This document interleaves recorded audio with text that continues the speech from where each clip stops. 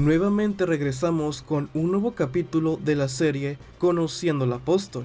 En esta ocasión hablaremos del Varón Serpiente, un personaje que tuvo su primera aparición en el primer capítulo del manga de Berserk, como también en la serie animada del año 97, Kenpu Denki Berserk. Como siempre, antes de comenzar, te invito a que dejes tu like, ya que eso es muy importante para que el algoritmo nos tome en cuenta. Y suscríbete para más contenido de Berserk. Sin más preámbulos, empecemos.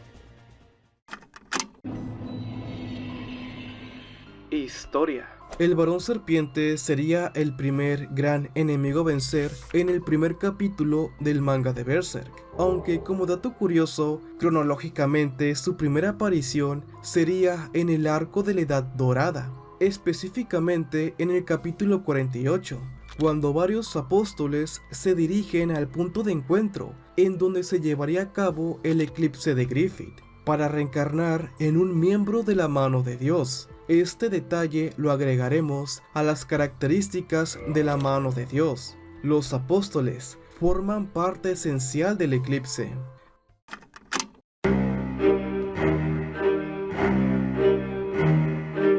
La historia comienza años después de los acontecimientos de la Edad Dorada, y vemos a un Guts mucho más sombrío quien constantemente ha comenzado a cazar a las criaturas de la noche. Es como se lo dijo a Riker en un inicio: esta guerra no se ha terminado, cuida de Casca, es nuestra líder. Yo soy el capitán suicida, así que invadiré el campamento enemigo.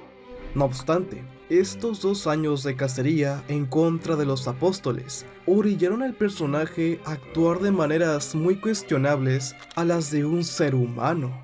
Su viaje lo llevaría hasta la ciudad de Koka, una ciudad sumida en la miseria y cuyos primeros planos en esta presentación comunican mucho al respecto.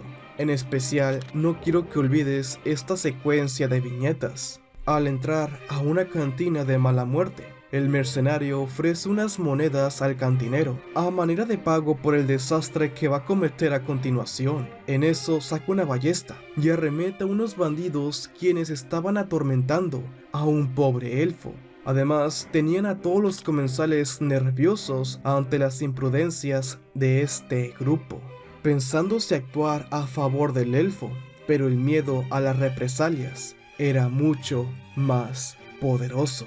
No conforme con eso, Guts procede a torturar a uno de ellos, preguntándole si acaso trabaja en el castillo de Koka. Al tener una respuesta positiva, el espadachín negro decide dejarlo ir, no sin antes mandar un mensaje personal a su jefe.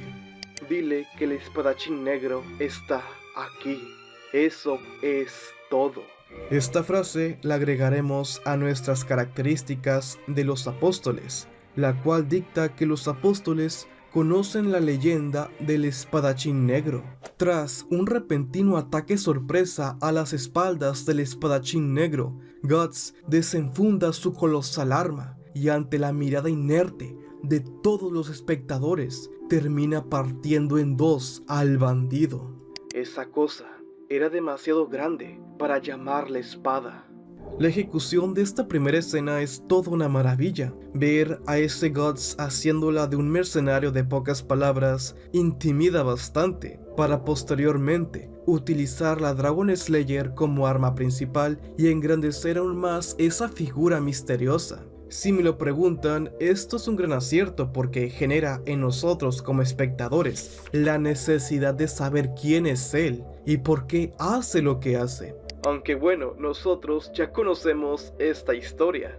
Además, esta sería la primera aparición de la Dragon Slayer, fácilmente una de las mejores secuencias o escenas introductorias que yo haya visto. Tras salir del bar y dejar en claro su mensaje, el elfo lo persigue y se presenta con el nombre de Puck.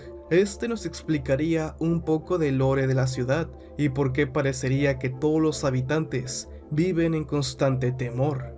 El elfo nos explica que en el pasado la ciudad de Koka se encontraba en constantes ataques de varios bandidos y ladrones, por lo que el alcalde llegaría a un trato con ellos, en donde les pediría no atacar más a esta gente, a cambio de varios tributos y total libertad en esta residencia. Puck, preocupado, comenta que muy posiblemente los ataques regresen por lo ocurrido en el bar, diciendo cómo los bandidos regresarán para hacerlo pedazos. Además agrega que los soldados de la ciudad también formarán parte de esto debido al tratado con el alcalde. No obstante, antes de seguir con este análisis, quisiera detallar algunos datos importantes para este video. En la misma explicación, Puck comenta que antes de llegar a la ciudad, fue parte de un grupo circense, el cual fue atacado por los mismos bandidos que tomaron el control de esta ciudad, y si eres perspicaz sabrás hacia dónde va este asunto. En un antiguo video sobre judo o judeau, contábamos su historia y de cómo este personaje conoció a Puck a ambos pertenecer al mismo grupo circense, y saber que el varón serpiente es el líder de estos bandidos nos daría a teorizar en la posible muerte de estas humildes personas. ¿Ven cómo todo en Berserk está conectado por la ley de la causalidad? Con esta valiosa información agregaremos otra característica. Los apóstoles forman grupos de mercenarios y ladrones. En ese instante, Guts es rodeado y capturado por los soldados de la ciudad, cosa de la cual Puck ya la había advertido. Este manga está más planeado que mi nacimiento.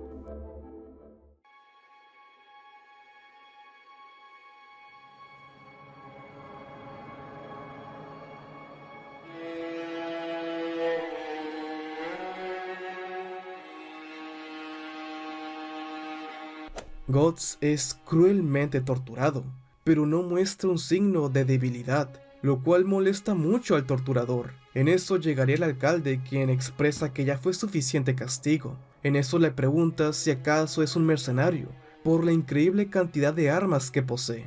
No obstante, al no tener una respuesta, le comenta que haber asesinado a aquellos hombres en el bar podría provocar la destrucción de la ciudad. Ante este reclamo, Guts se burla puesto que el alcalde dispone de cientos de soldados y no los utiliza para luchar contra estas injusticias. Pero, en contraste, el alcalde le dice que ningún humano podría hacerle frente a aquello que describe como un demonio. No hay nadie capaz de matarlo, nadie que sea humano al menos.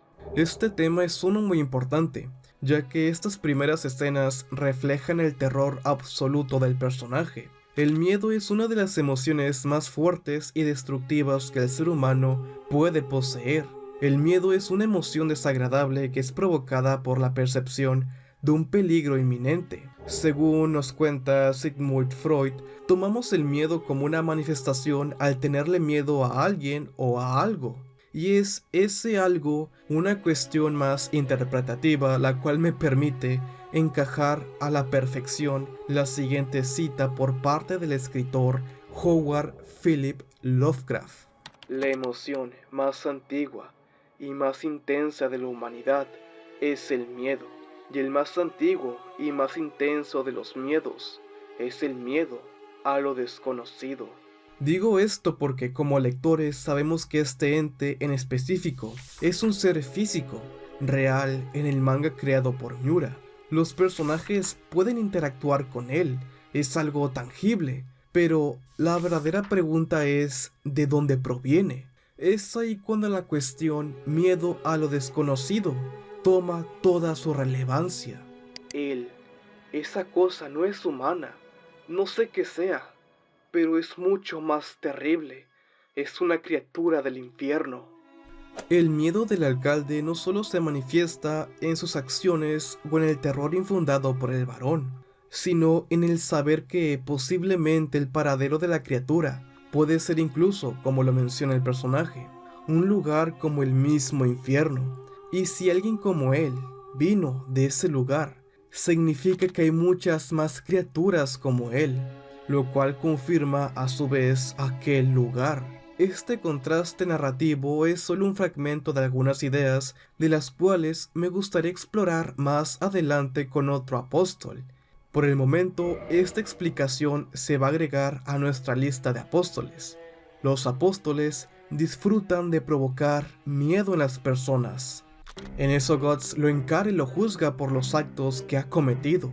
El anciano no entiende de qué está hablando, pero el mercenario, con una voz sarcástica, le menciona que al llegar a la ciudad observó como un carruaje repleto de mujeres y niños iban en dirección hacia aquel castillo en donde habita aquel ser que llama demonio.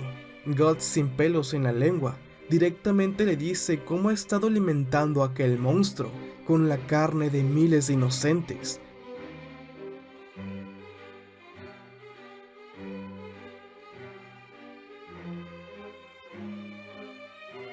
El alcalde intenta excusarse, diciendo que solo buscaba la paz de esta ciudad, pero Guts lo remata con: no estás protegiendo a esta ciudad, sino a ti mismo.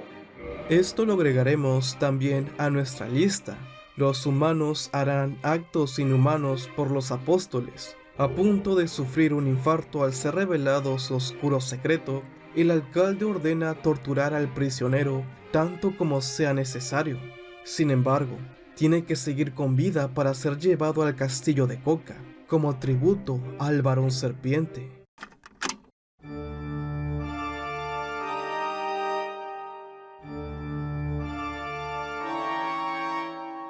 Más adelante vemos al mismo mercenario del inicio, quien le daría el respectivo mensaje a su líder sobre la llegada del espadachín negro, el varón serpiente. El apóstol se muestra interesado por el atrevimiento del espadachín negro, conociendo muy bien su leyenda. Estas palabras confirman uno de nuestros puntos de cómo los apóstoles conocen la leyenda del espadachín negro.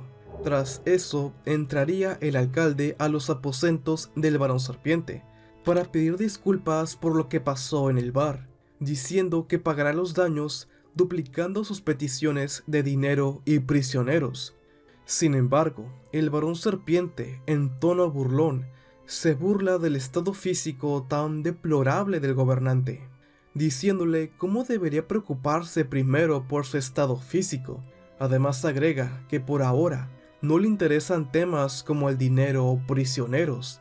Ahora su deseo está enfocado en ver a la gente de la ciudad tratando de huir de la muerte. Me dan ganas de huir, el crujido de los huesos, siendo pisoteados por los caballos. Cualquier pretexto es bueno, cualquiera. Esta primera interacción del apóstol nos deja ver dos cosas interesantes. Una de ellas, y la más obvia, es cómo solo busca cualquier pretexto para atacar al pueblo. Otra observación la vemos en cómo algunos apóstoles se dejan llevar por sus instintos o deseos de generar caos. En este caso se ve reflejado en cómo desea acabar con la vida de miles de inocentes por pura diversión.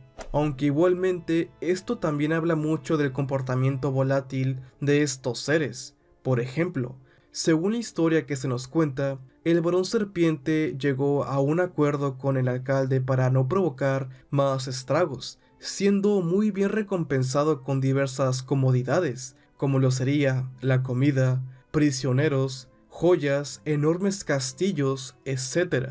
No obstante, estos no son más que pequeños caprichos con los cuales se divierte y tarde o temprano termina por aburrirse. Curiosamente, su título como el varón también entraría dentro de este juego macabro, ya que este título solo puede ser otorgado por personas provenientes de la realeza. Y por la historia antes comentada, el apóstol serpiente solo sería un mercenario con aires de grandeza y superioridad. Esto lo agregaremos a nuestra plantilla. Los apóstoles siguen sus deseos y caprichos.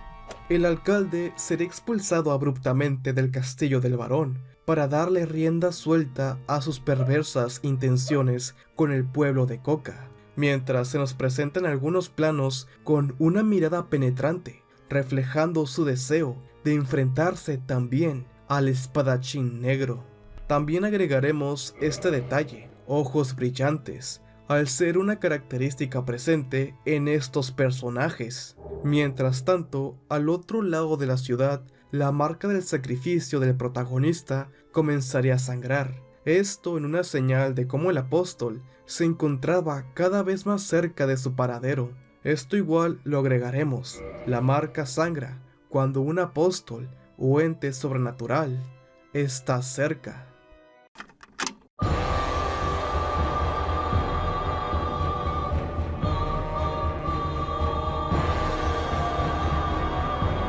El varón serpiente haría realidad su cruel deseo, desatando una carnicería a su paso. En eso, el mercenario aparecería bajo los cuerpos de cientos de personas, sorprendiendo a los soldados del varón, acabando rápidamente con alguno de ellos, de las formas más brutales posibles. Tras eso, su líder se aparece, y al tener de frente a la leyenda, le comenta: tú eres el llamado espadachín negro, que nos ha estado cazando a nosotros, los apóstoles. Y al final termina diciendo: no sé qué es lo que esperas lograr, pero que un humano intente oponerse a mí es absurdo. En ese instante, el apóstol se acerca a toda velocidad para empalarlo con su lanza. Sin embargo, en un rápido movimiento de Guts, usaría su ballesta de repetición derrumbando al tirano de su caballo. Uno pensaría que con esto la cosa terminaría. Sin embargo, esto no ha hecho más que empezar. Desde la oscuridad, una enorme cola manda a volar por los aires al mercenario, por la sorprendente fuerza del varón serpiente, quien ahora se presenta ante todos con su forma liberada de apóstol. Sorpresivamente, sus soldados desconocían esta característica de su líder, quienes se echan a correr por el terror que les genera. Es entonces cuando toma su forma real, que toma una ventaja brutal en contra del espadachín negro, quien recibe una brutal paliza tras paliza. Estando al borde del colapso, el varón alardea de cómo los humanos solo son comida para los apóstoles, jactándose de ser una especie muy superior a ellos. Este elemento también lo agregaremos. Los apóstoles se consideran una especie superior a los humanos. Antes de ser aniquilado, Guts toma al varón por sorpresa, mientras éste aún sigue hablando acerca de la debilidad humana, iniciando así un poderoso contraataque. Aprovechando la defensa expuesta del varón, Guts toma su arma insignia y lo parte por la mitad. Antes de rematarlo, el espadachín lo tortura un poco para que le revele el paradero de la mano de Dios, pero este le comenta cómo los apóstoles no conocen su paradero. Esto, desde luego, agrega una característica más a nuestra plantilla. Los apóstoles no conocen el paradero de la mano de Dios. El apóstol pide piedad, ya que no desea morir. No obstante, el protagonista solo se aleja de la escena, mientras los escombros carbonizados caen sobre el apóstol, acabando así con su vida. Personalidad y apariencia. De naturaleza tranquila pero sádica, el varón serpiente antiguamente formaba parte de una banda de mercenarios. No obstante, después de tomar el control sobre la ciudad de Coca, se autoimpuso el nombre de varón. Esto puede ser una respuesta de cómo para los apóstoles, los altos cargos como la realeza no significa nada para ellos, al considerarse una especie superior a los seres humanos. Durante su mandato se deleitaba y enorgullece del miedo que inducían las personas por quienes mostraba un fuerte desprecio, al creer que solo eran comida para los apóstoles. Estos elementos los podemos encontrar en cómo el alcalde era torturado psicológicamente por el varón para cometer actos inhumanos por el terror que le tenía a este último. Además, toda la ciudad de Coca presenta este mismo temor, al ser una ciudad sumisa pese a todas las injusticias presentes. El varón serpiente anhelaba ver morir a personas inocentes, por eso su diálogo, deseo verlos morir en el caos ardiente, demuestra su indiferencia hacia la vida humana. En el campo de batalla se autoglorificaba debido a su condición como apóstol, subestimando a sus adversarios por el simple hecho de ser humanos. Al asumir su verdadera forma, su confianza aumentaba significativamente, elevando aún más su desprecio por la humanidad. Sin embargo, cuando es derrotado por Guts, su conducta cambia drásticamente, volviéndose un ser patético suplicando por su vida. En su forma humana se presenta como una persona normal, pero con algunos rasgos muy poco comunes. Por ejemplo, presenta una piel sumamente pálida, orejas puntiagudas, pupilas similares a las de un gato, una nariz demasiado puntiaguda y una mandíbula con dientes muy afilados. Como apóstol, poseía forma de serpiente humanoide, semejante a la armadura que portaba en su forma humana. Su cabeza se asemeja a la de una cobra real, y todo su cuerpo adopta una apariencia casi de reptil. Posee unas extremidades muy grandes, además cuenta con una cola bastante larga, la cual es capaz de pulverizar grandes escombros. Curiosidades. En el anime de 1997, Guts toma su Behelit debido a la no aparición del conde durante la saga del espadachín negro. Recordemos que el Behelit que posee Guts durante todo el transcurso del manga le pertenece al conde, quien lo obtuvo al ser robado por Vargas. El rostro humano del varón serpiente se asemeja al rostro del conde Orlok, personaje de la película Nosferatu, una sinfonía del terror de 1922. Curiosamente, toda la atmósfera que rodea al varón lo asemeja mucho con el personaje de Drácula.